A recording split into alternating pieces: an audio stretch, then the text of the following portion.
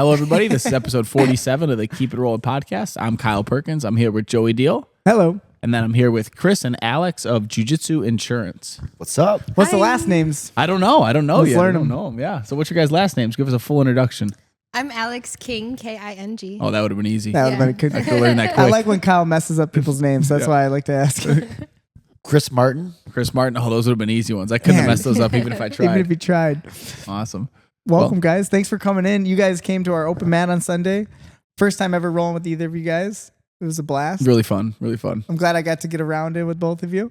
We had a lot of fun. I thought we were did. going crazy. Yeah. All over the mat. Good. We were Good. dancing. Yeah, it was more of a dance than anything. I was trying to spin and get out of trouble. Using the whole space, break dancing. Yeah, all I the good tried. stuff. Nice. And Chris, that was awesome rolling Yeah, with just you, man. trying to keep my feet on my legs, and I'm good to go here. Yeah, you told me you had a little neck injury or neck Yeah. soreness. So one thing, without scaring too many people, so I did have a carotid artery dissection then from a strangulation. It caused a stroke shot to my brain in 2017. So I was training one day just like this. Wow. Somebody north south. I had a clot on the carotid Okay. that I had no idea because I ignored all the warning signs prior to that day. And we're grapplers, so we chalk up things to dehydration and I just trained too hard, but I'm still going to go to training. And then that day though, when I was caught in the north south, didn't think I was gonna need to tap out, so I kind of kept fighting out of it. And next thing you know, the clot hit my brain. Full ischemic stroke, almost died, had to send me to the hospital, had to learn to talk again, walk again, let alone the doctor said never train again, but I do have a stint in my carotid artery. Wow. So God forbid it ever snaps. We hope it doesn't get that point. Yeah. But, I've been training just like I trained today since 2017. No problems. And if somebody does get me in a chokehold instead of yeah, exactly. Yeah. It's not And I really appreciated you, and that's something that there's a reason why every time I roll with someone, especially new, it's the first thing I say is like, how you doing? Mm-hmm. It's not, and I don't really care how you're doing. Like, oh, my life is busy. Like, that's not what I'm asking. I'm asking, is there anything going on? Like any injuries? And I appreciate that. That was the first thing you said. I was like, yeah, take it easy on my neck. And I didn't know what that meant, to be honest. I didn't then pry into it, but I just assumed then, okay, maybe he's got some neck issues or something. So I wasn't going to go squeezing on someone's head. But I do think it's important. Like, that's something I think about a lot. Is I know a lot of people will roll with someone without any knowledge of them as a human, of what injuries, what pre-existing stuff they've had happen. And I think it's important to be able to just say, hey, how you doing? What's going on? You got any injuries? Are you working through stuff? And Yeah. I think it's more than important. I think it's, from an insurance perspective, that's just risk management, right? Yep. And then also we're here at Open Mat, and you just said it best. You're like, I don't know all these people. Like, every week we roll with someone I've never met. Yeah. And I try to, always talk to them first. Hey, how's it going? How you feeling? Your body healthy? Everything good? Most people go, we're good. Yep. High five. Well, think about it. No one asks how I'm feeling. Yeah, I mean, on both ends for the other person too. Imagine if something does happen and you had just said to someone like, "Hey, I have a problem with my neck," then it's like, "Yo, I just told it's like it's Great the opposite point. of you going afterwards, going like, "Hey, you hurt my neck," and me going Like, I like, "Oh, didn't you had, I didn't, yeah." It's people should talk before you just go. He should know. Yeah, That's- and Joey had my back twice. So, full hooks in, fully on the back. It was a hand fight. Yeah, you had a great hand fight. Thanks. I'm just trying to, like, two hands on the choke hand, and but he transitioned both times to the arm lock. Okay. One arm lock too was like a bait triangle as well, like, and I tapped in the triangle, but like immediately I'm like, I'm done. Yep. Like, and so but both of them it wasn't attacking the neck because he had the back, and I got to get this finished. Mm-hmm. Yes. He was playing with other things. Yep. And so that made it like an intellectual battle. So he was able to look at my, call it a handicapper injury, whatever it is, and work around it. One of the biggest problems that myself and a lot of the people who have also had strokes like me from training. So when it happens to us, we think our whole world has been taken away from us because we love jiu-jitsu and it's everything, it's everything to us. Mm-hmm. And we kind of think like life is never going to be the same after, but it's not the same. But like it's okay because there's other things to do. There's other things to play. Like I don't have to fight out of every single strangulation, and you and I were the whole time you had me locked up in legs. So Playing and moving and right. Sounds about right. Yeah. Really mobile. I mean, super tracks. super flexible and your legs were moving all the I time. thought So it was you very had fun. a fantastic game. It was really fun. thanks. Yeah, Yeah. I was watching you come in. You're a bigger guy, so I was thinking you'd have more of like a smashing heavy game, but very mobile, good guard and stuff. It was really fun. Like I was telling Joey before, like I'm very passionate about yoga. Okay. And jiu-jitsu. Like they go like it's like brother and You'll sister. love Yes, this yes, place. yeah. This is home. I already do. Yeah. Thank you, man. Very cool. Yeah. That's beautiful. So let's get into the origins and let's stick into that if you don't mind. Like, so how long you been training? I think you kind of told us. I think you said 18 years, right? Yeah, close to 18 years. So it was 2000. I want to say 7-ish. I was doing Muay Thai over at Duke Rufus. Okay. And that's in Milwaukee, Wisconsin. So you're a Milwaukee guy? Yep. That was born and raised there? Born and raised Nice. Milwaukee.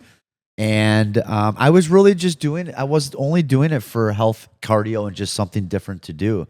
At the time, Duke and his team were transitioning into jiu-jitsu.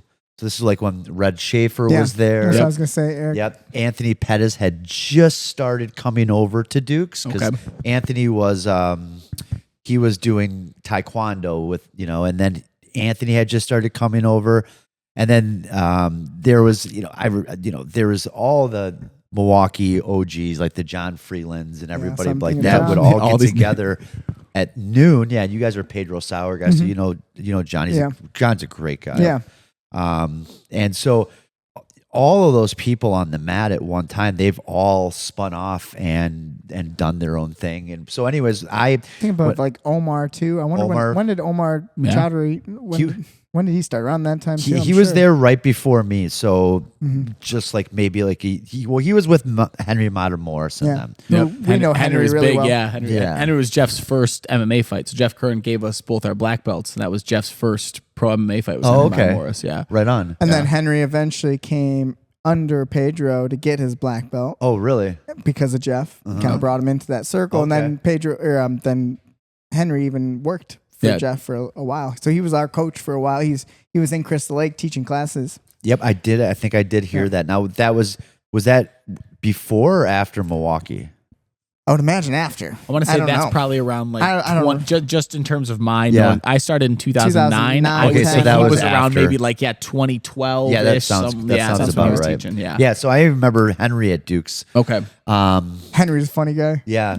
Yeah, you loved that. Henry was a character. He just made you laugh. I was too new at the gym to like know him personally. He was just coach for me, but you were out there. Yeah, you got to know him. Yeah, he was good cool. guy. A lot of stories I'm sure you have. Yeah. I've heard a lot. Yeah. Great guy. But yeah, Dukes was they were transitioning into the MMA game at the time. And I didn't really, now looking back, I was like, holy cow, I was really a part of something cool. Yeah. Like, we were talking about this earlier, Pat Barry was there, Rose was there.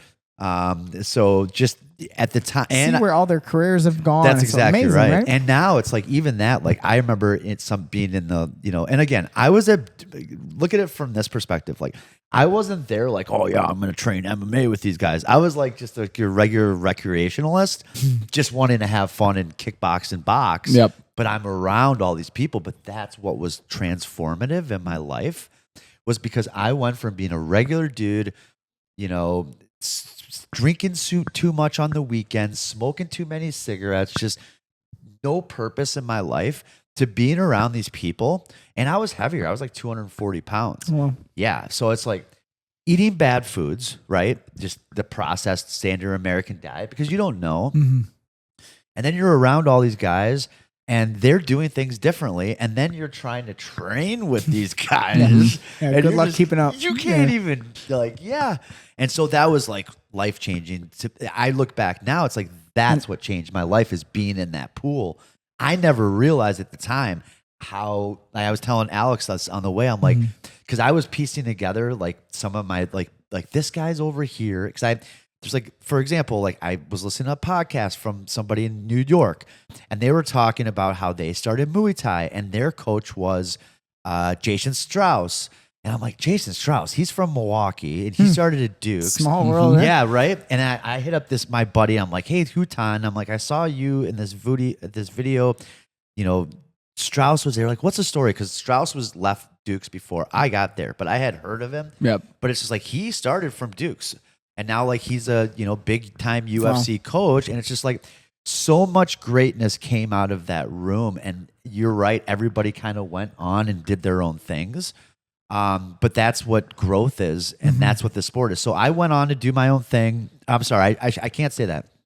I went with one of my coaches at Duke's when he went to open up his own gym, and I was trying to maintain both relationships. But he was pure jiu-jitsu, and I was like going to Duke's to do Muay Thai, and it's just like I need to be all in with jiu-jitsu as a white belt. You know what I'm saying? Like I had the stand up already, like a good base. Did you feel like a calling or a draw towards jiu-jitsu in Here's particular? what it is. Based on your experience with striking? The truth of the matter is that the coach, like Duke is the one that got me into the program because Duke's Into the jiu-jitsu program. Yeah. Interesting. Well, because here's why. I mean, he was trying to build the gym, but he was like, he's like, those guys knew, like him and Cushman, like they knew that, I was trying to lose weight and I was trying, and like I was spending a ton of money with like Cushman on private lessons, which I'll never ever regret. Best money I've ever spent. You know Kush? You No, I remember don't. him? Yeah. He's a good coach. Okay. He's boxing, your striking coach. Okay. Yeah, he was a big guy. Yeah. He still is. He's the man. he's Well, I mean, big. think about what you were just saying this weekend. Joey was holding pads for a big guy this week, and then like all week, he's just like, man, my elbow's killing Yeah. me. You realize most, Yeah. like even that trainer G in Most Thailand, most great pad holders have pad become feeders- giant guys who are just like, yo, I can't take this anymore. It's rare you see people my size as like great pad feeders. Yeah. Like where that's what they do is like pad feeders. But like guys like that, they're just like so good at it. It takes a toll. Oh, yeah. For sure on the Oh, body. yeah, it's yeah. rough. No matter what. No matter how big you are. And then it's people rough. see those big guys and think they got no skills, and you're like, yeah, try to hold pads for someone whose No, hands yeah. are moving Their that bodies fast, are so- and yeah, so strong. and they got these crazy fast hands, and so Yeah, Kush is cool. Kush is yeah. The reason I'm here today is because of that guy. Oh, that's really. awesome. But during that time, I had the foundation already, and going back to like why, like, did I have a calling in jiu-jitsu? No. I knew that I was in the right place and doing the right thing because I was like getting healthier. I was learning some stuff. I was, gaining confidence. And Duke was just trying to grow the gi program. And he's like, let's just give it a try. He's like, I think you're going to love it. You're going to lose a ton. And then Kush was like, dude, you're going to lose a ton of weight. He's like, just go do it. And I'm like, all right. And so they brought in a coach, a gi guy. And then I followed him. I was one of his first beginner coaches because I was but So you started teaching them pretty yeah, quickly. but it was because this guy like was so passionate about it, and he was the one that was like, dude, just light at the end of the tunnel, just stick with it. Yeah. You know what I mean? Like it was Inspired. and I saw like the jiu-jitsu lifestyle, and I'm like, I didn't think I would ever be able to get to that lifestyle, but I saw it and I wanted it. Well, look at you now, man. You are the lifestyle. Yeah, you're doing it. You And are that's you got what the I- Hicks and Gracie flow going. It's crazy, dude. It's like and like I was telling Alex that, like, never in a million years as a white belt, I would have never at you now, thought man. I'd Yeah. be here as a black belt. Let alone during that time, I went through, and thank you, but I went through, this a lot of trauma. Obviously, you can hear. Yeah. And then during that time, also, I did get somebody invested some money, and I opened up 2 MMA gyms in Milwaukee called Nova Gyms. I started them from scratch. Wow. Did those for 8 years, learned a ton, sold those to my employees, Luke and Calvin. They still are running them. great. Mark Lehman is and Jason Kaz, Kaz. I don't know if you remember Kaz from Dukes. Yeah. Mark and Kaz are the 2 black belts down there. Nice. And they have 2 locations. And I was telling Alex today, I was like, to think that as a white belt that I would have said, like, I built 2 Everything MMA about- gyms. yeah. Like, Well, none of this. Everything in your life has been totally changed because you train jiu-jitsu. Obviously, all in terms of you have a shirt that says Jiujitsu Insurance on it. Yeah. I I mean, mean- your entire life, it's crazy to think that like you just wanted to kind of get in shape and do some kickboxing or whatever it is, right? Well, I don't mean to get too deep about it, but I mean, you said you had your stroke from having a kind of a. I mean that could have probably was going to still happen at any time in your life. And if you would have been out of shape out of that, you might not be, but you said you almost didn't make it through it. So, I mean, being healthy and being in the shape you were in probably. Yes on that. As far as could that stroke, if I didn't have done jiu-jitsu, you're kind of right. It's like, if you go down this one path of like just binge eating and blah, blah, blah, like that stroke might have happened, but it might have happened like later on in life, right? When I'm like 60 and then you can't recover versus, it was an accident from the torque and the damage of, time over time. But because I was healthy and because I was, resilient, my body's resilient, my mind, like that whole day, I'll never forget it. And you remember everything. And that day, like the breathing, I was in the ambulance. I was doing breathing. At first I was doing like a shamanic breathing. Yeah. It's like Ujjayi. But then I'm like, I don't. It's a lot of pressure. I don't think I need to do this because I can't speak either. And the people, exactly. Wow. So then it turned, and nobody's telling me or coaching me. So and they're not telling me that I'm having a stroke either. So I had no idea what was going on. And then I intuitively, I'm like, okay, let's not go to the shamanic. Let's go, like you said, let's try to slow down and calm. And then finally I'm like, I just kept thinking, I'm like, this is the longest ambulance ride of my life. And then finally I got there and they're like, they got me right into the room. They're like, can you move anything part of your body? And I couldn't talk. I couldn't talk. Right. And I just moved that leg just a little bit, and then they put me under, and then the TPA went to the brain. Wow. And then they fascinating, man. Yeah, dude. Like it's still like I'm so happy to see you doing as well as you. And you're doing amazing. Thanks. It's amazing. Now you're helping people. That's unfortunately, I always say like I'm a really bad spokesperson for what happened to me because. People see me, they're like, oh, you had a stroke? Oh, but you look great. Right.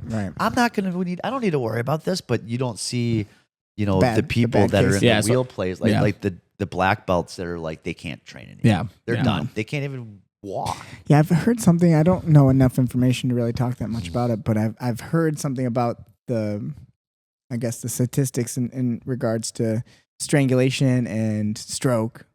I know there's something in correlation with that. Well, so the studies will tell you that it's like getting choked, like what we're doing is pretty safe. Right. Like that ape dude, the great white ape or whatever, I forget his name. He like hangs from like in his garage. Is he a jiu-jitsu guy still? Yeah. Yeah, I know you're talking about. He's got a little white in his beard. Exactly. So his name will come to me. Yeah, I know you're talking about. The science, the science people have got him like sitting at the mats, like just strangling people and then doing some like measurements of the brain. They're like, yeah, safe.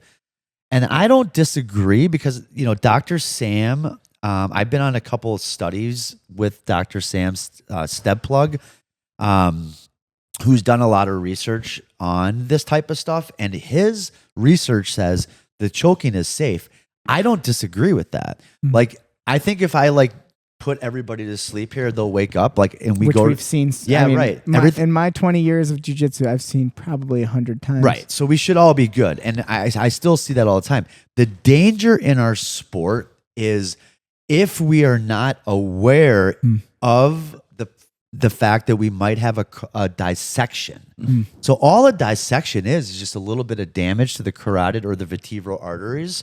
And then what that means is, and again, that can come from anything. That can come from whiplash on a roller coaster, swinging the golf club the wrong way. Any of those are signs or could cause, a dissection. How does a dissection heal itself? It forms a little clot. And then that clot, like anything that's broke, right? Yeah, exactly. Scab, kind of. Yep. And then over time, the clot repairs itself if you rest and chill. But we're not resting and chilling. We're strangling each other, and sometimes we're letting people like Ukis and stuff like that. Like, here, make that triangle a little tighter over here. Yeah. You know what I mean? It's like, and that's And there's no way. It's the same thing with like teaching yoga and movement stuff, but. We'll never be able to see what's inside your body unless we cut you open. And we're not going to do that. We're not going to put, every single day be like, yeah, your shoulder hurts. Let me see what's inside there. So we have to just go off a feeling, and everyone wants to be a tough guy, and everyone wants to be right. And everyone's so different. I mean, I say this all the time about like when someone will come in and say like, my knee's really bugging me today, the thought that always goes to my brain is like, I wish I could just be in their body for a second, because like when I wake up every morning, like all my limbs hurt. And so like, what is a comparison of like, and so if someone doesn't have good body awareness, like how my neck might feel might be the same as how your neck feels, but you might not think that's a problem. And I might think, so that's very hard to. So it is hard, but at the same time, so here's where every single gym from like a risk management standpoint, this is where you're going to do a big favor for your community is, so for example, you can detect a lot of these neurological signs that like of a dissection, like without cutting somebody open.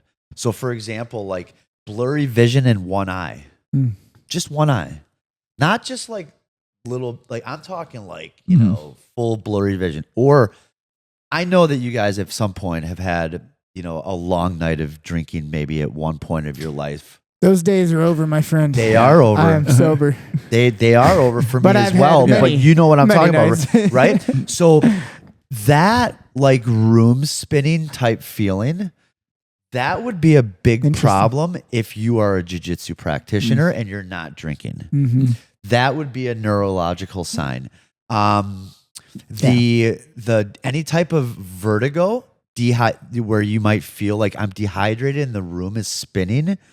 So those types of things, those would be signs that something could be wrong. So like any type of like hard migraine headaches. So just think anything that has to do with the brain, the eyes, and of course like droopy mouth, lip, or any of that type of stuff. Yeah.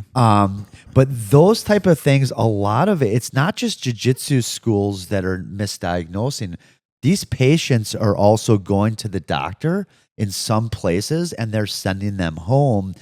Like I said, dehydration, vertigo, with a pill for and vertigo.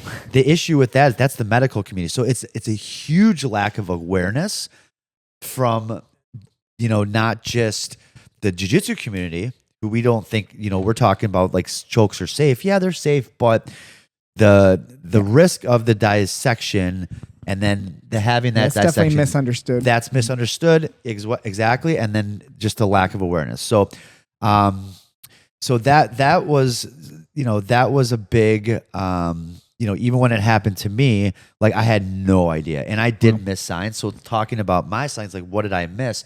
There was a couple days after training, like for months prior, there was like one day where I did have the blurry vision in my right eye, but I was just like, I literally drove home like this. Wow. Yep. Because I just thought I thought I was just dehydrated, and then another day was I was looking in the mirror after training, and I just noticed like a little bit of a droop on my right eye, but I just said, you know what, it's probably from that or a prior injury.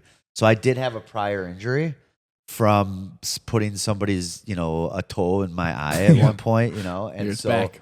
Yep. Yeah, so I'm like, oh, maybe it's just coming back. If I look in the mirror, I'm just like, oh man, my face is ugly. I don't know, it's from day to day. I'm like, what? So now you're saying that. So different? I want to say it was within the same year, but maybe within 2 years. So my aunt, who was older, she had a stroke and she lived, and then my cousin who was like 22, he had a stroke and he passed away. Oh wow! But my aunt, when she had her stroke, how old was he? 22. He had a stroke at 22. Yeah, 22. Yeah, probably malformation in his brain, and yeah. So, so my aunt, when she had hers, she said she bent over to tie her shoes on the staircase, and when she sat up, she like felt something like kind of go in her brain, and her vision went white, and then she could see again. And she said she went to work and did that's exactly the sign right there, and then she came, and it was like hours and hours later before she actually, everyone's like, whoa, there's a problem, and so she made it, but so if something happened like that in jiu-jitsu, that's where the gym owners would be like, go to the need to go. You're done. Yeah. You got to go to the doctor. Yeah. So that's where I think you guys, it's not just like when I say you guys, I'm saying gym owners. Like gym owners, like that is where they need to, really take a step back and just spend more time checking it out. There's plenty of research. I've written tons of articles on it. I've done studies in the American Journal of Emergency Medicine with the help of some of these doctors that I referenced today, just to help get the the information out there so people don't think I'm just making this up. Mm-hmm. You know what I mean? Like it's legit. Like it's happening. You know, how many people has this happened to? Hundreds. You know, has the number gone up lately? Yes, because jiu-jitsu is growing so fast. Mm-hmm. There's more people doing it. More population. Yeah, I was kind of like the first guy that this kind of happened to that went public, and then since then it's just really snowballed. There have been a number of deaths as well, and some of these deaths were because I was lucky. I was lucky because I just went down in practice. So it's like, dude, the guy can't move and he can't talk in practice. Like, there's nowhere else to take him except for the hospital. Right. But like I said, like your aunt, So send them home. yeah, send them home and stuff. Those are the biggest issues. So that's kind of who I am, where I've come from, and you know, it's been a long journey. You know, owning a gym, sold those after the accident, like I said, and then really said, okay, we really need two things. Like, number one, it was a calling to me to bring awareness to the sport because I do love this sport. Like, I'm not walking away from it. And a lot of people in my position probably would have, and maybe even would have looked at it like, because it is like, when you look at it like from my perspective, and when I talk to doctors about this, like, and they look at all of the data and details, like, damn, this is kind of dangerous. Interesting. But so is the NFL, right? You know what I mean? Yeah, Or so is football, anything, right. but we put our kids in that.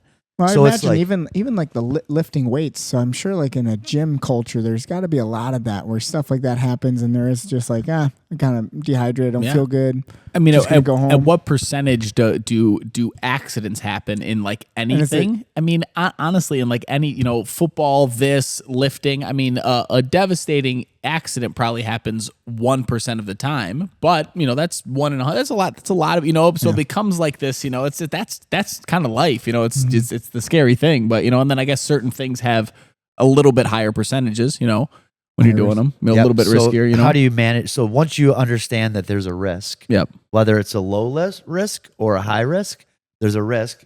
Identify it, bring awareness to it, and that's the way to manage it. And that's really where I came into. Okay, that's my calling. Number one is to help avoid this.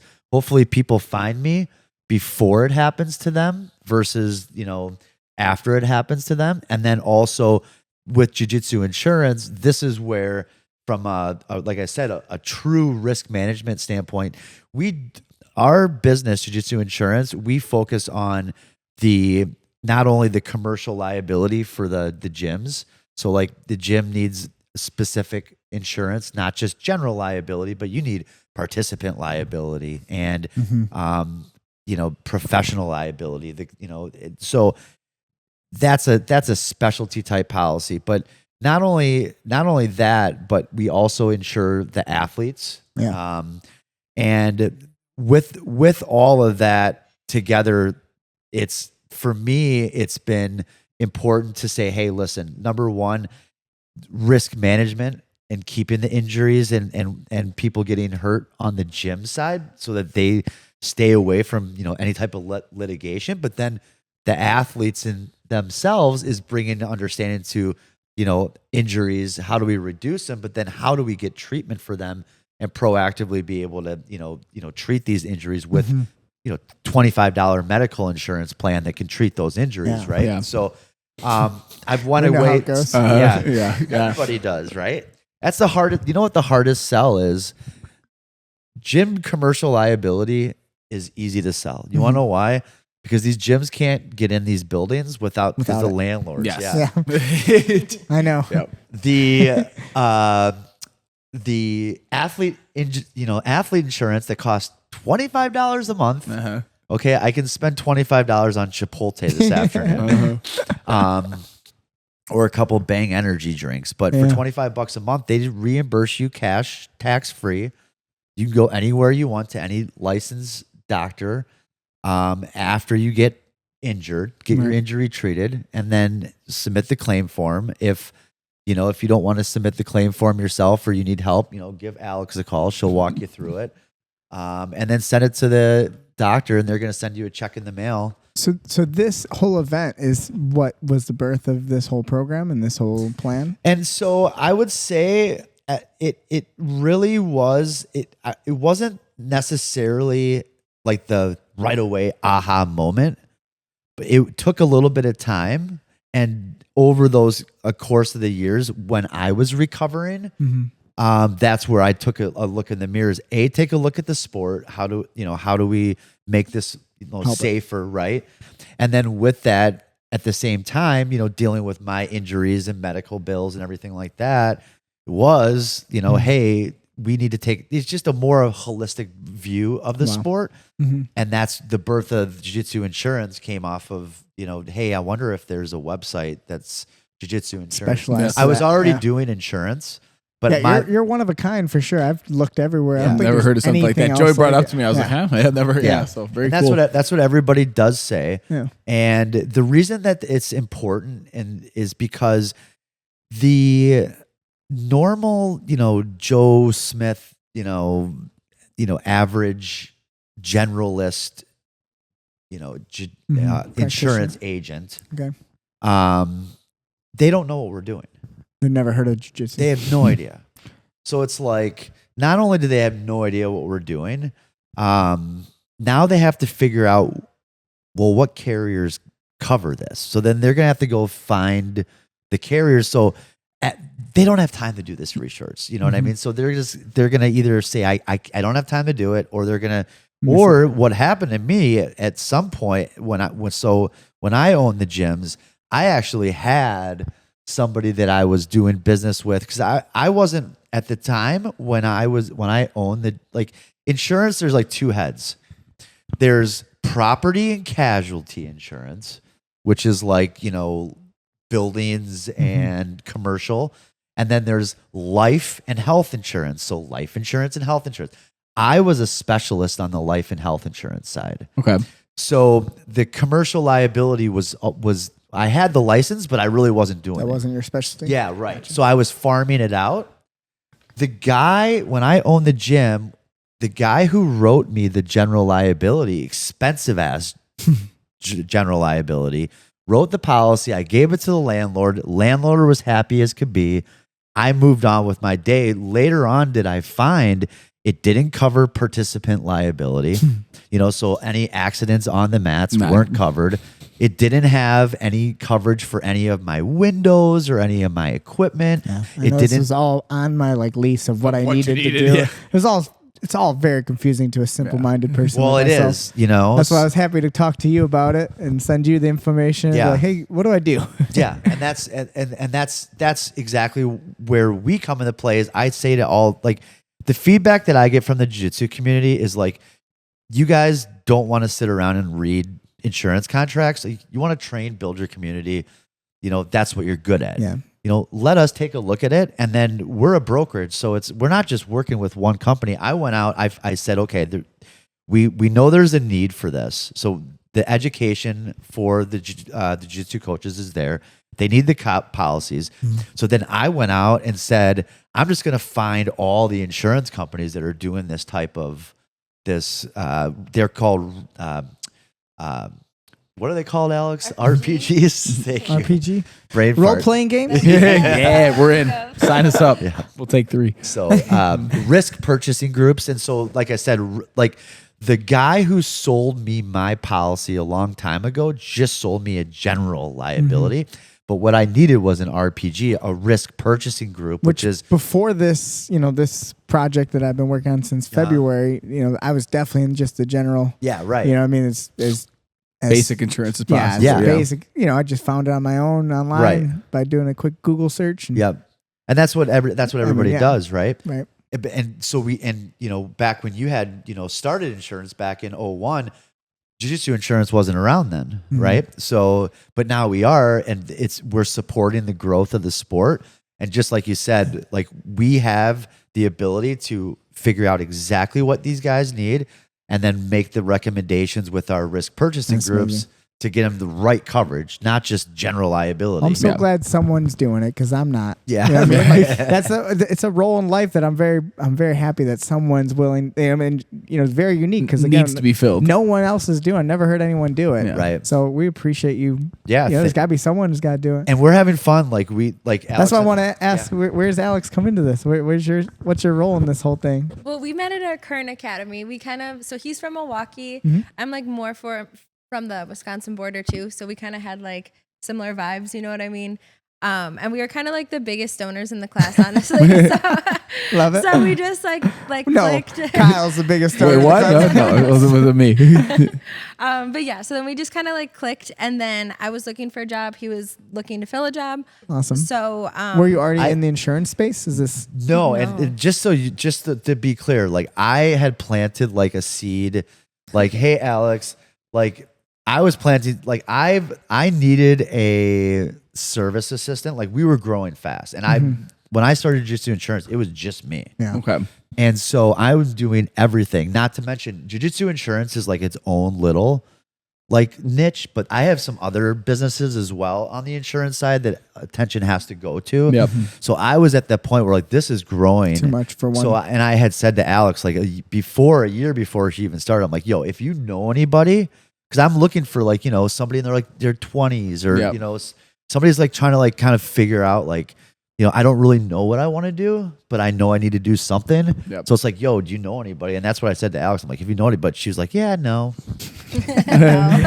Just me. No, but do I you know myself. anybody who? Yeah. It took some time, but yeah, we got there. I was in like stretching and like mobility training too, Okay. and I kind of wanted to get out of that space. So it was like a perfect opportunity. But yeah, then we went on a road trip to California last summer, which was like the coolest thing ever. Nice. Saw a bunch of gyms. Awesome. Yeah. Well, what's your jiu-jitsu story? How did you find jiu-jitsu? So You said were you a yoga teacher, fitness teacher? So my brother actually started training like a long time ago. I grew up with like Blake Glassman and like John Pontarelli. Okay. So know they were Blake. like beating my Very cool. Yeah, I ass know my both whole of life. Do you know who Yeah. John is? Who's that? I remember I competed against John at the last Did you? fight to win. Okay. Yeah, Oh, okay. Yeah. So I grew up with them. Yeah. They beat my ass, and then I was like, all right, like maybe I should start training. You grew So, up as in you went to school with them? Is that what you my mean? brother and them are all best friends. Friends. Okay. So we all would like be So you together all knew the time. jiu-jitsu then, even as a young age, you've been like around we jiu-jitsu. honestly played WWE a lot. Nice. And then like That's what I started with too. Yeah, as well. difference, right? Yeah. Speaking of, there is the WrestleMania tonight. Yeah, we got to get out of here soon. Yeah. John Cena is grappling. I will not miss it. Yeah. So that's cool. So you Yeah. always kind of is around a little bit. Yes, yeah. I did like dance my whole life, and then I went to actually a fight to win, and I saw these two girls like competing, and I was like, oh my god, I have to do that. I could do that. Yeah, Yeah. exactly. Nice. So yeah, so Have then you I competed? I did when I was a white belt. It was I didn't love it. I had 104 fever like my second competition or my first competition, and I think that just like soured like the that's whole a shame. experience because I was Well- like dead after. Okay. So Well, it's only gonna get better. yeah, it is only gonna get If you better. competed with with a bad fever, Yeah. it gets better. Yeah, I know. I might try it again at purple belt, but I don't So know. you're a purple belt now. Yeah, You've been yeah, training yeah. for how long? It was 7 years. 7 years. Yeah. So, Awesome. Very cool. Yeah. And you got a great game, and you Thank got a you. great like mentor here. This is Yeah, awesome. Exactly. Yeah, we've been having a lot of fun with everything and learning. So when you and- guys travel to go see other gyms that are in your, would you call it your network or your like your community for Jiu-Jitsu Insurance, then you just go and train with everyone? That's it. Dude, you're- Exactly what I was telling her today. I'm like, How much fun is that? so That's much fun. awesome. I mean, honestly, it's amazing because here's the thing. It's like you have a network. It's like it's not even just going to train one day. It's like when you're leaving, they're like, oh, well, can you come back tomorrow? Uh-huh. Can you? Oh yeah, and it's man. like it's really well, welcoming. dude, I'm hoping that you'll come do some I'll- yoga with me now I that we've definitely had will. the yoga talk. I'll spend a whole day out here. I'll anytime. come up, bring my laptop. I work from We'll go get wherever. lunch. We'll do Yep. yoga. We'll do jiu-jitsu. That sounds Make a day of amazing. it. But the crazy thing is this. Here, look. From a sales perspective, I don't know any other, and I tell this to everybody. I'm like, I've never done door-to-door sales, and I would never want to do door-to-door sales, okay? Because to me, I just always looked at that, even in insurance, like the old school dudes, they're like, oh, you got to pound the pavement. We're going door-to-door. I'm like, forget that. I'm like, I'm not. Because Yeah. even when I came up out of college, like, 2002 is when I graduated, and then I went right into insurance. Even when I did that, like I had phones and stuff like that. So I was like pounding the pavement, but it was like on the phone side of things. I was never going door to door. Okay. And so I talked to some of my buddies that do, like the Aflac sales guys and stuff like that. And they're like, man, it's brutal. I'm like, you get doors slammed on you all the time, right? What's the success rate is probably like So low. So low. And that's my point. With us in jiujitsuinsurance.com, what we do is, like, for example, we were in California. So we would stop by our clients' gyms. So the clients knew we were coming, and we were doing filming, and like we want to highlight the client's gym. So right now on our YouTube channel, definitely, say follow the Jiu-Jitsu Insurance YouTube channel, because we're doing the client, like we want to highlight and bring awareness to our awesome clients. Like this stuff, this is amazing. Like this gym, thank you. Like on the real, like this is like some cool ass shit, like high level cool ass shit. On the real, appreciate it. On the real, yeah. Movement of martial arts. Yep. Man, you got a good promo. That's all, like really. And I've been, like I said, 18 years. I've owned gyms myself. I've been to a lot of gyms. Like this is a whole nother. It's the real deal. You, thank you. What was I saying? The travel for it, and you go see your okay, clients. So we go see our clients. We're bringing highlights to them.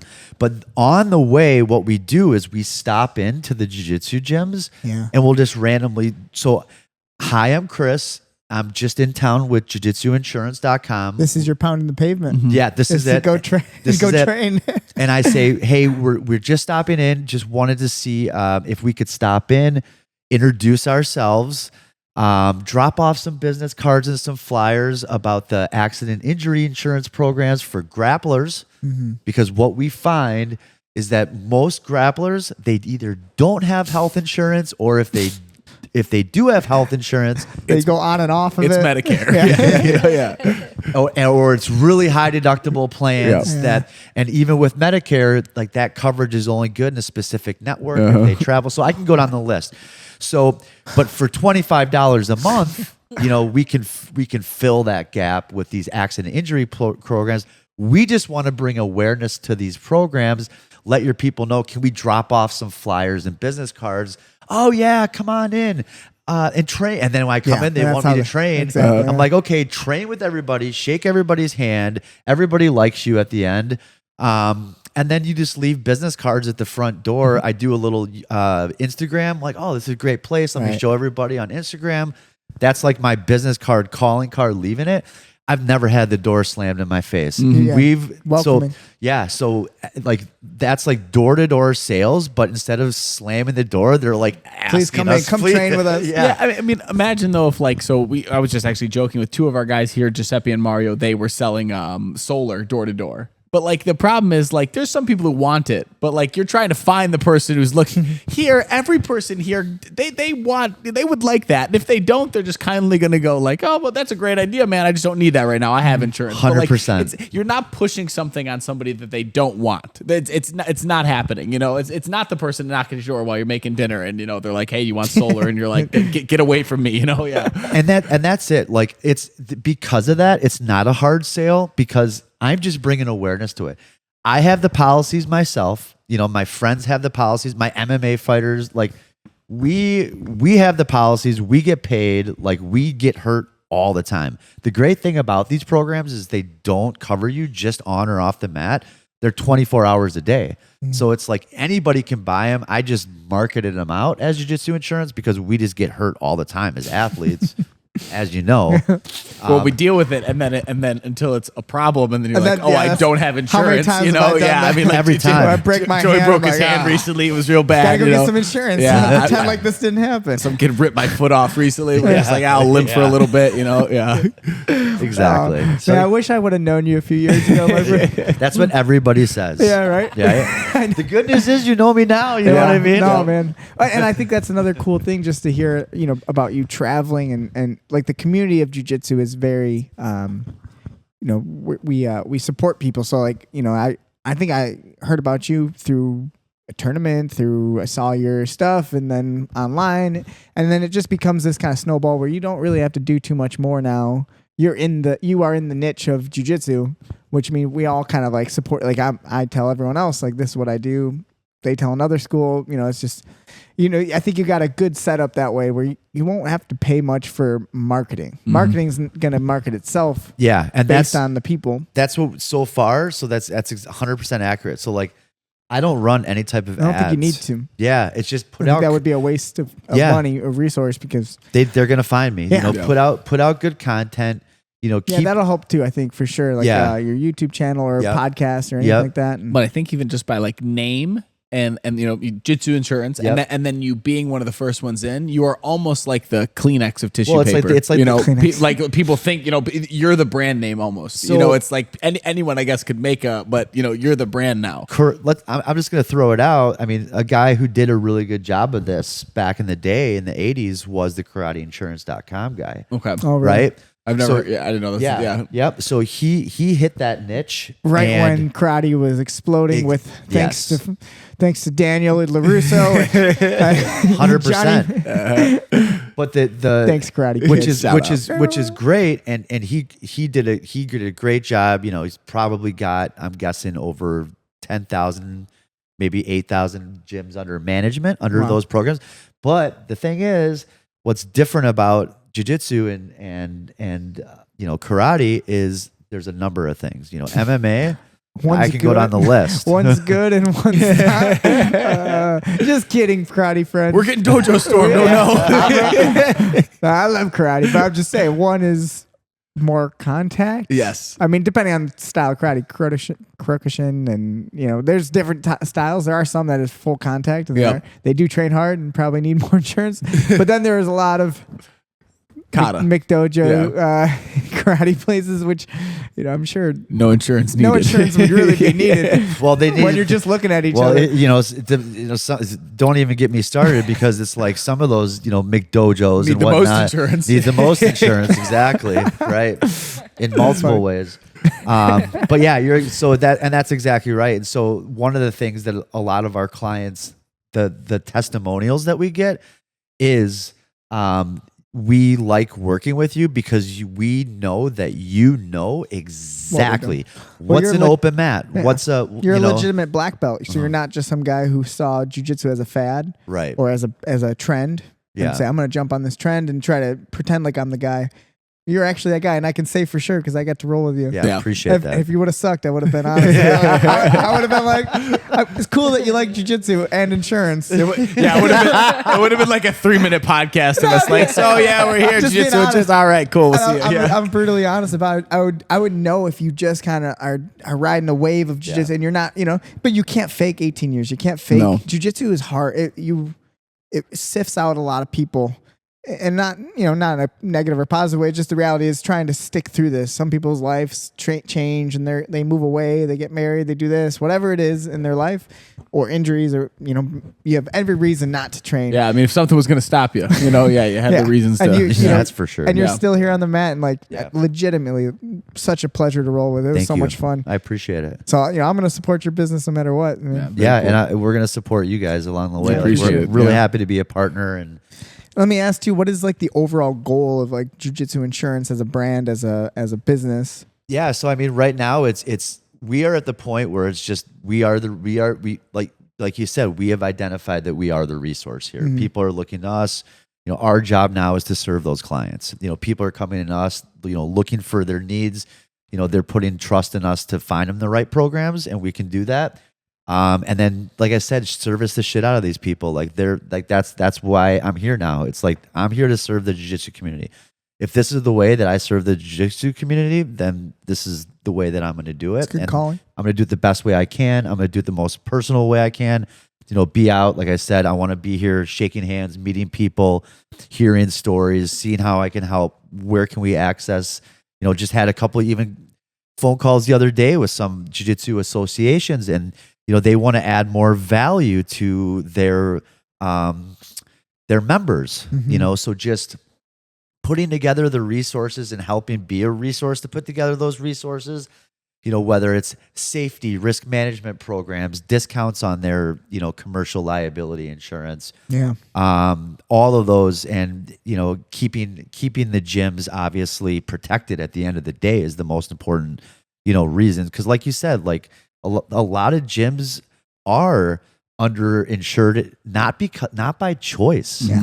Like By ignorance. I had a gym we just wrote not too long ago, and like I said, he was paying double the cost for just the general liability, and we were able to save him half of what he was paying With better and coverage. add the coverage to cover the participant. There's so much Yeah. Kyle that I just don't even know what I'm doing at times. Well, this is I'm just why- being honest. I'm Nate's- saying it out loud. It's like Hey. I get these, these demands from certain things from landlords and stuff. Yeah. And it legitimately like, okay, I need to talk to someone. I can't. But it's the truth of surrounding yourself with the right people, and then Yeah. also I think ask the right questions to different people. you have a very good ability also too of like you gotta be able to like delegate things to other people too and trust them to do it. If you try to. Very honest with myself when I'm not good at something. I'm a white belt in a lot of things, and definitely insurance would be one of them.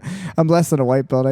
So I have a lot to learn about it. So it was so convenient to be able Yeah. to send it right to you and be like, hey man, what am I doing? And then Yeah, well, I appreciate it. You were super helpful because a lot of people, and just in terms of like a business, there's lots of great business out there, but that are difficult to deal with because of the level of disconnection, I guess, right? Like Yeah. I could, you gave me your phone number, but like, Yeah. hey, hit me up. What do you need? Well, that's And it. It was so helpful, man. Yeah, thank you. And this what good leaders do is identify, where are they in their whole, stage of what are they good at and what are they not good at. Like you said, I'm not like none of these jiu-jitsu coaches are good at insurance, and so they should be off sort. They should not be trying to do it themselves. Yeah. And why would you, like you said, like why would you want to why would you want to do it yourself? Yes. When you can work with somebody else who's going to get it done for you faster.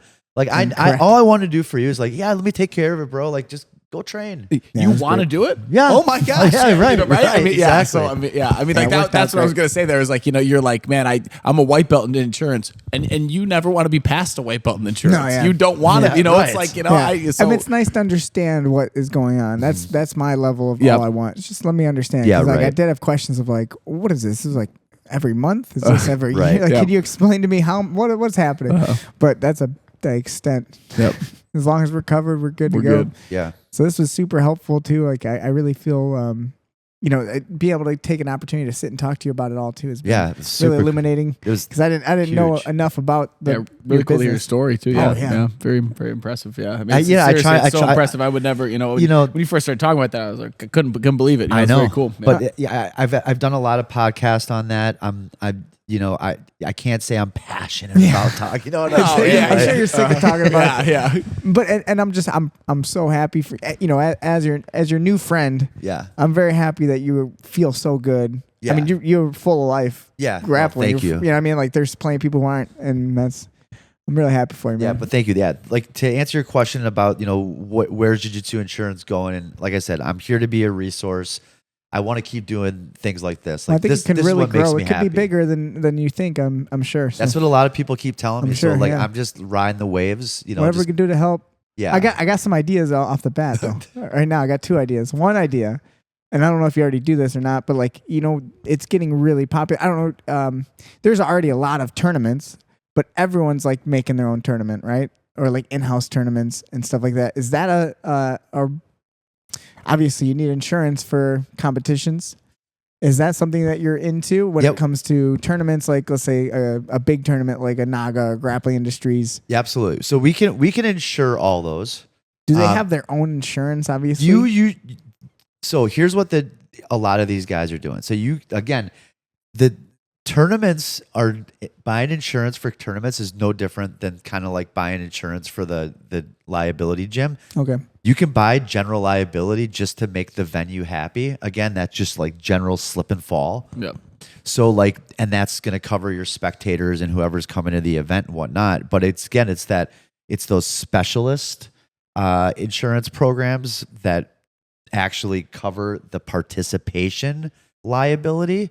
So like if somebody does break their neck and sue you, like the waivers only get you so far. Yeah. Like that doesn't, like people have a big misconception. They think like the waiver's the end all be all. No, it's the exact opposite. The waiver's the first step in the whole litigation process. if you don't have a waiver, you're just probably going to lose. The It's a waivers question just of whether you used a waiver and now the And the journey now- begins. Now more starts. Yeah. and now more starts. It's like now can we find liability in you? Yeah, they signed a waiver, but the waiver doesn't remove you from any type of personal liability. So if I mess up, and obviously we saw this in the $46 million lawsuit with, the Gracie. Greener and Henry Gracie. Are you that- familiar with that? Yeah. Where are you saying? Where did they mess up? Did they? Nobody. I'm not saying anybody messed up. I'm saying what happened was the $46 million lawsuit. You had two expert witnesses. You had Henry Gracie on one side. Yep. And then you had Clark on the other. Yep. Okay. For those who are unfamiliar, just a little background on it. This was a pretty big case, and it was a jiu-jitsu story, very popular story for a little bit. I don't remember how long, maybe a year ago or Yep. something, maybe longer. I don't remember. Yeah. But someone broke their neck in training with a black belt of, I think, the owner of the school. It wasn't the owner of the school. Or It was a his teacher. The owner of the school. The school's called Del Mar. So you probably know the story. Yeah, I way was gonna better. say he Yeah. doesn't know what he knows. It doesn't Yeah. know this completely. He's like, that's like, if you think Del Mar, like, like all these like high end like Brazilian dudes like that you see in like the ADCC, like Felipe Andrews and all these guys. Yep. So the Del Mar guy, like what he does, he brings these guys in to coach. Right. So it's like he wants the best High of the- level coach. high level and coach. competitive. Yeah, right. And I mean, he's got great jiu-jitsu over there. And so exactly what happened,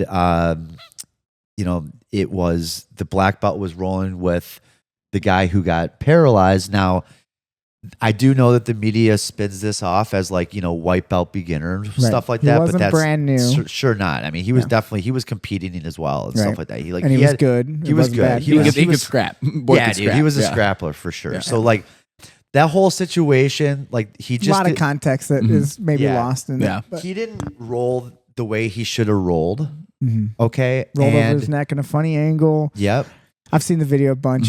Yeah. And so all it took was Henry Gracie making the jury believe that at the end of the day, that black belt could have gotten to the end result, which is like trying to get to the back in a different manner without doing the move in that way that may have caused danger to that lower belt because that lower belt may not have known that move and may not have known how to turn his head, and that may have caused it. So that high level move Gave fault.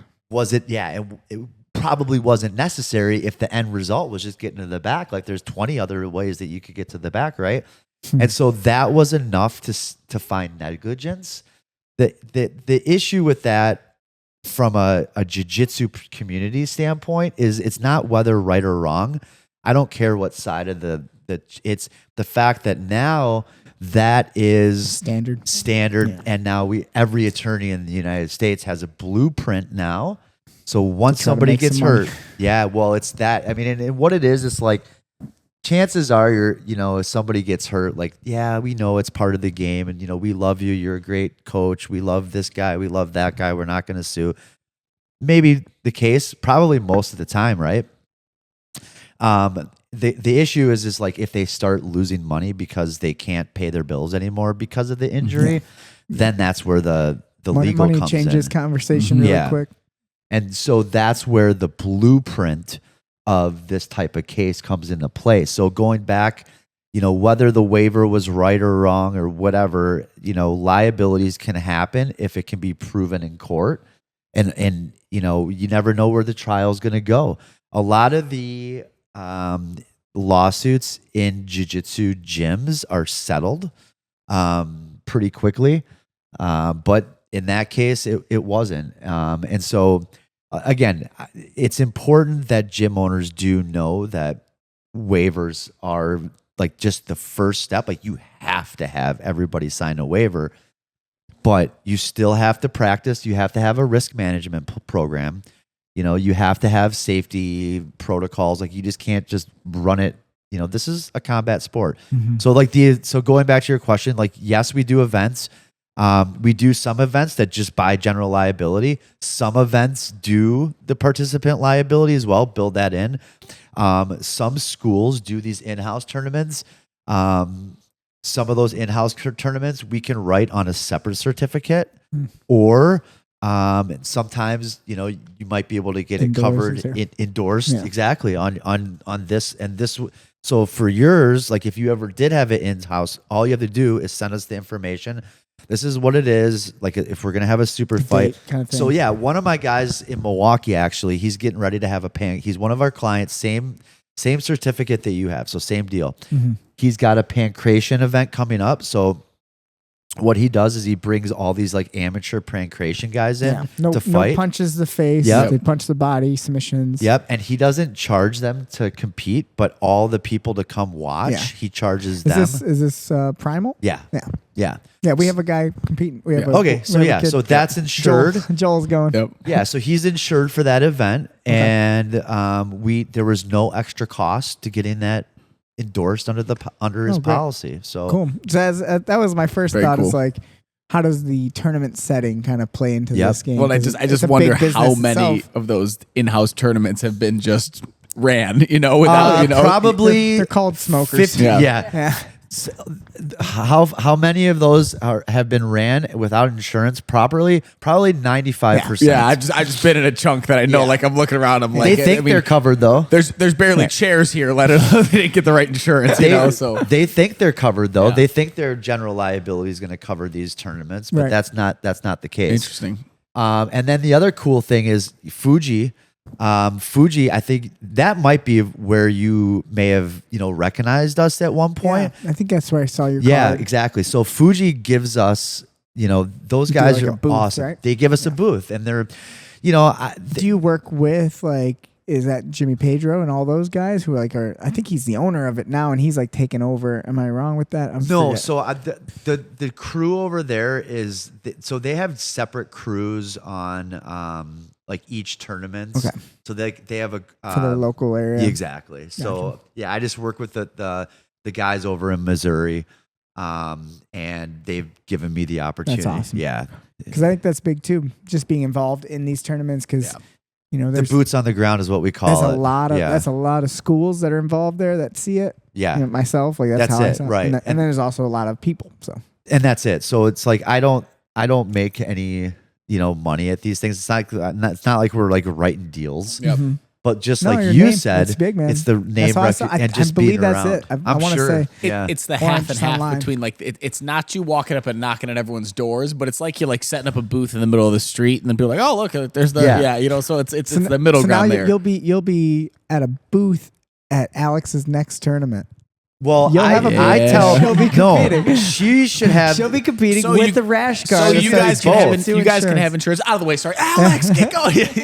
Alex, we need you back here. Everybody, so they need insurance. Yeah. Well, I'll give you a reason for insurance. I will say this. So Fuji does give us, like I said, I'm so thankful for those guys that give us the opportunity to put those. And just like you said, it's a very low key. I'm just there to hang out and say hello to everybody. If they need my assistance and service, I'm there to help. But Jiu-Jitsu Insurance will, and I'm saying this as the CEO, we will sponsor Alex if she wants to compete in any of the upcoming Fuji. Write that down. It's out there. The CEO Fuji. You are officially a sponsored athlete, which is more than what Kyle can say. He's been doing this for a long time. You're officially. You can have my sponsorship. Oh, thank you. Next Fuji, I'm in. That's awesome, man. Well, I think you should compete again. So throwing it out there. And the other idea I had too, and this is more just kind of a personal thing for fun, but what we did today, you came out here for a Sunday open mat, but something cool we could do that, you can promote for your brand and also just a way, because I hear all these things you're saying from a personal standpoint now too, not, whereas before I was just trying to get this business done. But now I'm thinking about it from a personal standpoint as a competitor, but we could do an event. And just do basically our Sunday open mat, but it be and sponsored by Jiu-Jitsu Insurance. That'd be sick. An open mat. And Absolutely. You come in, you set up your booth basically, right? And you're yourself, you get to train, That'd have be fun, amazing. and we get to talk to everyone else about this whole thing, because I do think there's something bigger about the individual that I don't really consider. I know so because that was that individual product. I tell everybody, they're like, oh, you must do this. And like, no, that individual product, I believe in it so much for this community. That's the reason I started the website. The commercial liability kind of just started flowing because business, right? Yeah, right. Yeah. Very Well, interesting. And we, myself and Kyle, we are really passionate about our competition team, and I want those guys to feel supported, Safe, and yeah, you know. and if there's a way for us to do that and help them and through you, Absolutely. So it's just there's a thought I have in my brain of like Jiu-Jitsu Insurance, and it's another reason to get you out here to come train, get Alex ready for a tournament. You're not stuff. gonna have to twist my fingers much. I'm telling you right now. I mean, now you're making me even think. We try to like different sort of memberships for athletes. I mean, imagine being able to say to an athlete as they sign up, like, hey, you get insurance too. Exactly. That's competition team thing. Yeah. Well, and that's it. Like a lot of the MMA fighters, especially, they amateurs.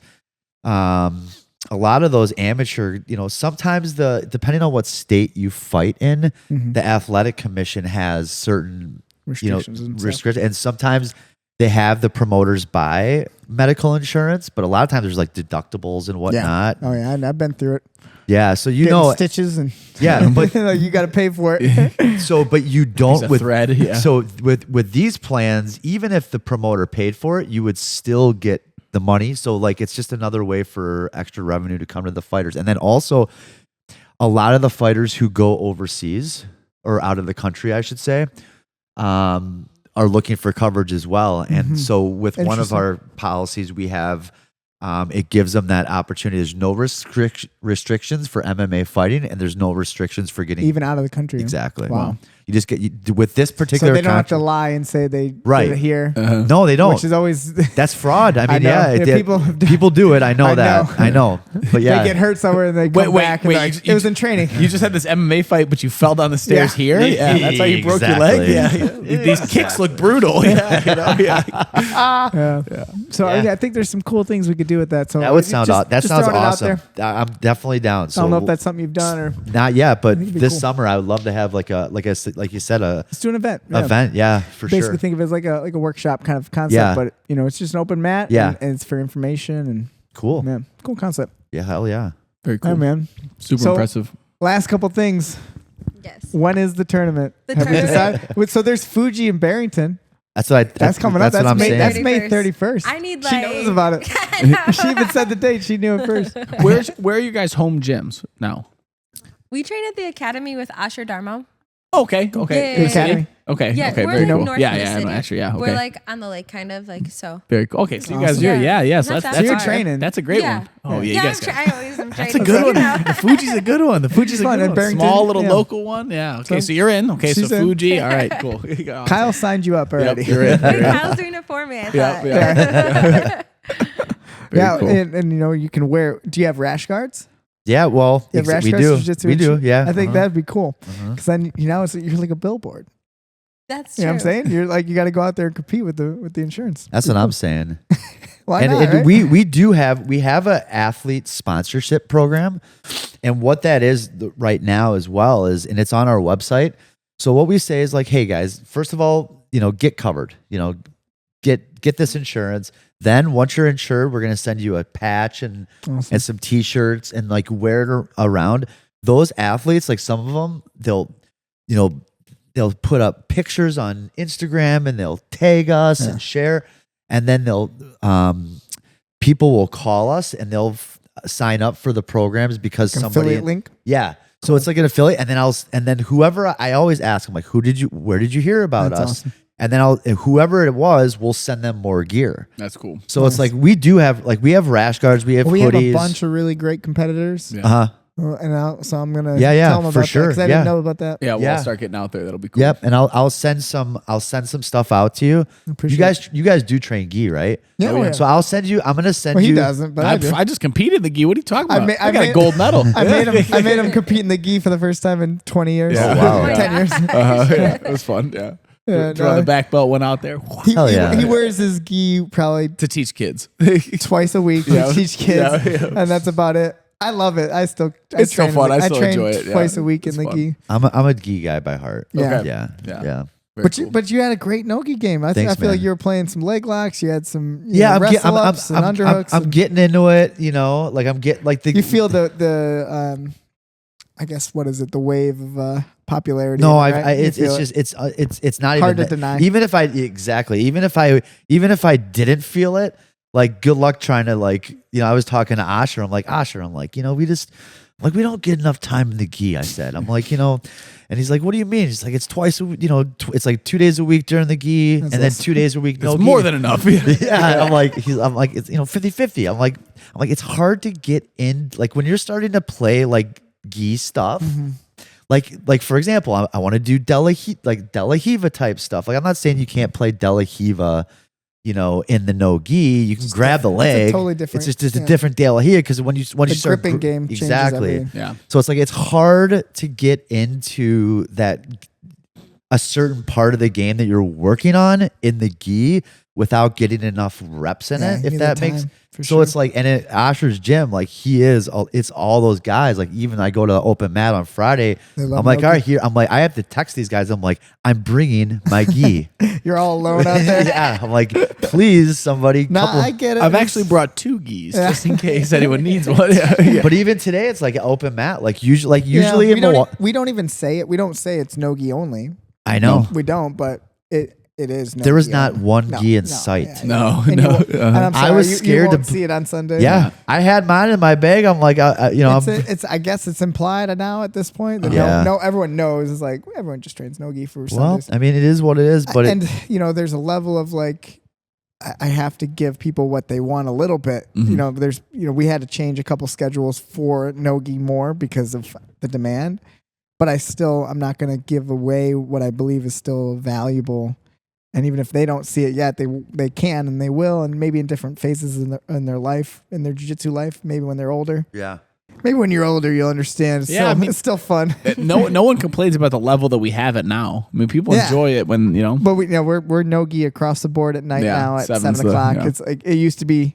It would alternate, and it's just there was no one coming as much, and now it's so popular. Is the kids program in We the do gi? both. We do both. Okay. We do kind of a split with that, and then even a self-defense day. So we kind of have a good, well-rounded approach for them for 6 days a week, plus some striking classes. So they have many classes, and our kids program is something I'm really proud of, and I want to grow more. And it's growing well lately. I mean, we're it's been growing. growing recently. but me and Kyle, we're very passionate, obviously, for the sport of jiu-jitsu and getting some competitive passionate kids. about everything. But our competition kids has Yeah. been a smaller. It's been one of our less focused on topics where we've really poured a lot of attention the last 2 years on our competition team for adults. So we're in that phase now. I think in the next 2 years is where I'm gonna start building the kids up a little bit more. Kids are just so interesting. It's just things I've been thinking about lately because you have 2 choices on how you want to do a kids program for competition. You could look for success right now and say, I want you to win these tournaments. And if that's the case, the techniques you use are really shitty. Mm-hmm. And you will win a lot of tournaments based on the spazziness of just being youthful and, the 6 and 7-year-olds who can just do headlocks and throw someone and then mount. And but long-term success is very low with those people, those kids. So it's a question of, do you want to sacrifice these gold medals for little kids in route of them being really good as the teenagers, like the TJs of, we have a kid. But it's TJ hard to who's- get them. It's hard to get them to stick around when they're not winning the gold medals. when the kid who's spazzing out and just headlocking them is winning a medal just because, So there's that dilemma in my heart that I don't know what's the best route. And you got to kind of play that off with each other because I personally am more in the long-term development mindset. I'd rather them be great when they're older because they've gotten the foundation. Do you guys have any It's tough. groups around here, like groups, gyms, or events that do scrimmages? No, I mean, I was. that would be that would be our in-house concept that Yeah. we're trying to play with. So it's Scott at Primal. So he's done a couple scrimmages, and when I owned Nova, I did a few scrimmages as well. And the reason I started those scrimmages were because of exactly what you said. So it's like you get these new kids and you want to build them and develop them. However, the biggest issue is some of these people want to go compete and then you put them up, they have let's just say a bad combat experience at that, and then next thing you know, they want to quit. Yeah, it's a shame. And that was happening to me, not only with the kids but also the beginners. adults, yeah. yeah.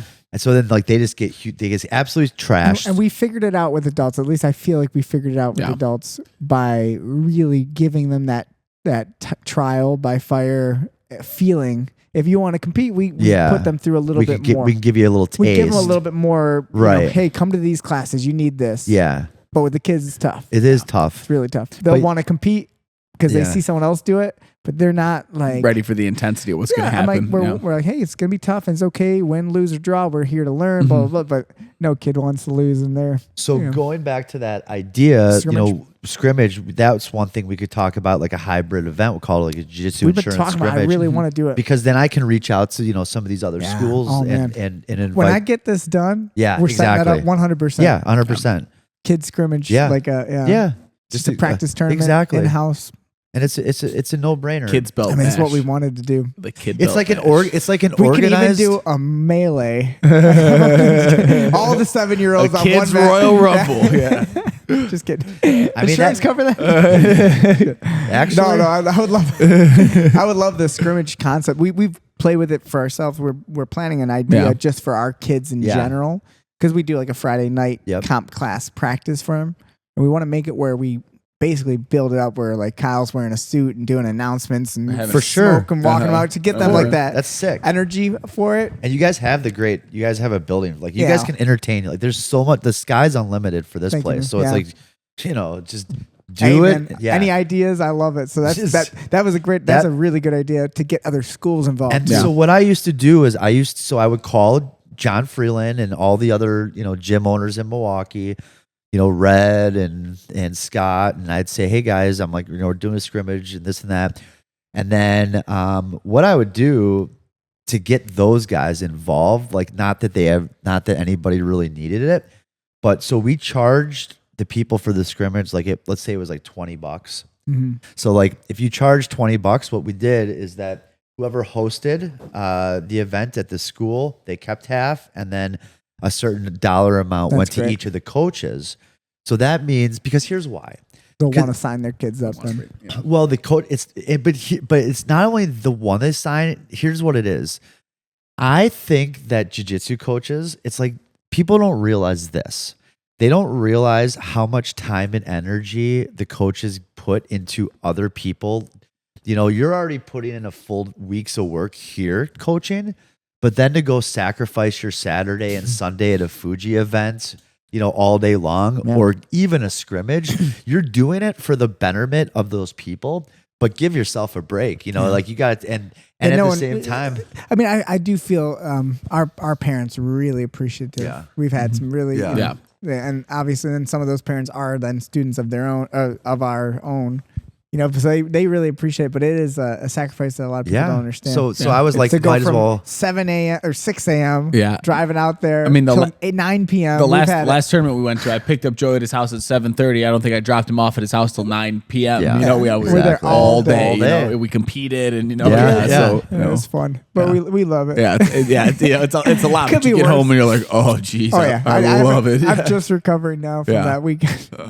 Yeah, it's fun. What day is it? Yeah. Well, it's lucky that we all do what we love. Oh yeah, it could be worse, my friend. 100%. I did. I was a sheet metal worker. Kyle was a postman. Yeah. Would you call yourself a postman? Yeah, well, I worked at the post office. Is that the correct title? Postman. Yeah, I worked inside, so I guess I wasn't I didn't deliver the mail. You're indoor post. Yeah. Well, I'll tell you right now. So we didn't love postal employee. My point is, it was a tough job. I don't remember what my title was. That's how bad it was. Yeah. Insurance is a tough job, just as itself. So it's like. There was, before Jiu-Jitsu Insurance, this has made my job so much more pleasurable. Much more enjoyable. Good. Oh, for sure. To parlay some cool stuff together. I think it's amazing. Yeah. Not many people get to do that. Hell you yeah. found a really cool niche, man. Well, you guys got a great gym, and I'm so happy to be a part of your team and Awesome, supporting you guys as well. So we're a part of your team too. It's awesome. Yeah, So. I'm super excited. This is gonna help us with a lot of ideas coming forward. I love ideas. Well, is there anything else, my friend? Anything else you want to say about your business? Anything you want people to reach out for? I know. Am I missing anything, Alex? YouTube channel. Just jiujitsuinsurance.com. There it is. So it's jiujitsuinsurance.com is where you can find us, who we are, you know, information about programs. And you're on Instagram. I think that's how I messaged you. Yeah, So you I know did. that's- I Yep. found you guys through that. Maybe that's just So what's your Instagram handle? Jiu-Jitsu Insurance. YouTube page? Jiu-Jitsu Insurance. Cool. Awesome. Easy Cool. to Just remember. making sure, you Yeah. never know. People got Yeah. the cool. Awesome. Very Yeah, cool. yeah.